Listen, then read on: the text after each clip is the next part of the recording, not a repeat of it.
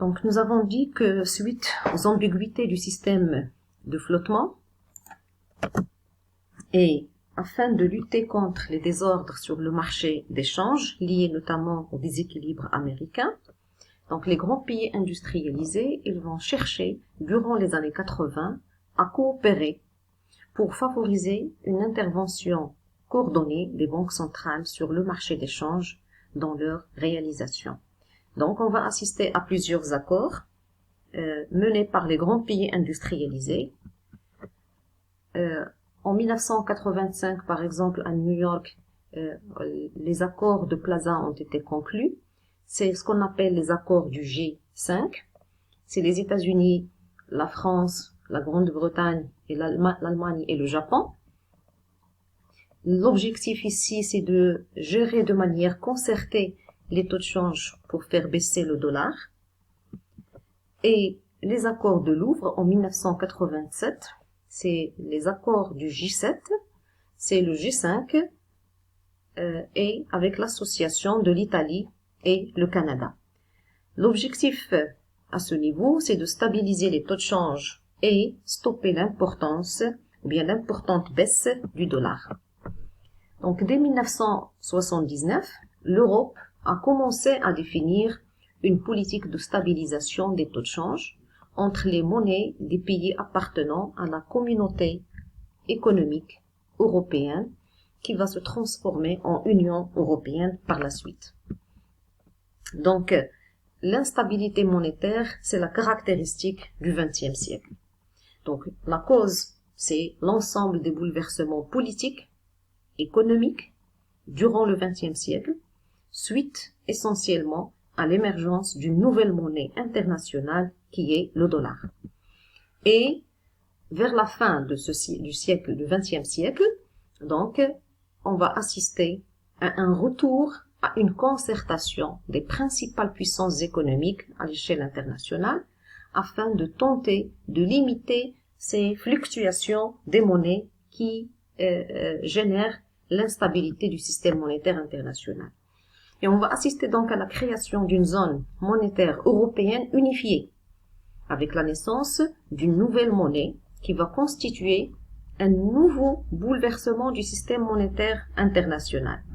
Donc, pourquoi? Parce que la nouvelle monnaie, par exemple l'euro qui va apparaître, elle risque de faire de la concurrence au dollar dans le rôle de monnaie internationale, tout simplement. Alors, quelles sont les conclusions qu'on peut tirer? Alors, c'est la caractéristique donc principale du système monétaire international actuel, c'est le flottement des monnaies. Le dollar a perdu son rôle d'étalon, mais il demeure le pilier du système. Il est toujours la première monnaie de réserve. C'est le moyen de paiement international le plus utilisé. Mais il est concurrencé par le yen et par l'euro qui s'impose de manière progressive comme une monnaie forte. Et les crises donc monétaires répétitives depuis déjà, c'est-à-dire depuis les années 70 avec l'instauration des régimes de change flottants, donc les crises de 74, les crises de 1980, celles de 1992, 1998 et en 2000, couplées avec la crise financière de 2008, donc ceci a exigé la nécessité d'un système monétaire international plus stable et plus régulé. Donc, il y avait la réunion du G20 en 2008 à Washington, mais qui n'a pas pris des mesures concrètes. Donc, jusqu'à l'heure actuelle, on peut dire qu'il y a instabilité du système. C'est-à-dire les faits, il y a des faits marquants qui nécessitent donc une étude et pour lesquels on va voir peut-être des impacts c'est-à-dire les années à venir, c'est le Brexit. Donc le Brexit ou le processus de sortie du Royaume-Uni de l'Union européenne.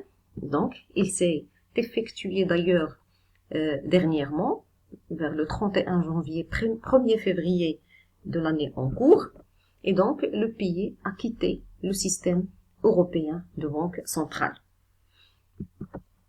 Là, il y a un deuxième fait, c'est en décembre 2019, début 2020, c'est la crise sanitaire mondiale ou suite au coronavirus développé.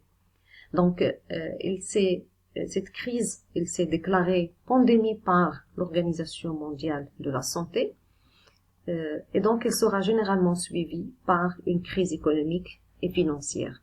Donc, c'est-à-dire le suivi de l'actualité montre bien que les retombées ont déjà commencé, les effets néfastes de cette crise ont déjà commencé, même si avec c'est-à-dire des effets positifs en matière d'environnement. Donc là, c'est peut-être un débat, mais l'essentiel, c'est que nous vivons une crise sanitaire mondiale, donc qui a commencé en décembre 2019 au niveau de la Chine et qui s'est propagée au niveau d'une centaine de pays à travers le monde, y compris donc le Maroc. Et on a donc le droit ici de se demander, est-ce qu'on va vers un nouvel ordre mondial? Sûrement, à partir de cette phase, plusieurs changements vont être instaurés au niveau du système ou bien des relations internationales, soit sur le plan politique, sur le plan économique et aussi sur le plan financier. Donc, les déclarations actuelles des différentes baisses du niveau de croissance dans plusieurs pays, les problèmes, c'est-à-dire d'analyse de ce phénomène c'est-à-dire du Covid-19, c'est-à-dire les différentes discussions qui existent par rapport à l'attitude de la Chine et aussi l'attitude des États-Unis par rapport à ça. En plus des coopérations en la matière, les aides entre les pays, qu'ils soient dans le cadre de groupements économiques ou bien entre les pays dans le cadre des échanges internationaux. Donc, on a assisté à plusieurs modifications sur la scène internationale.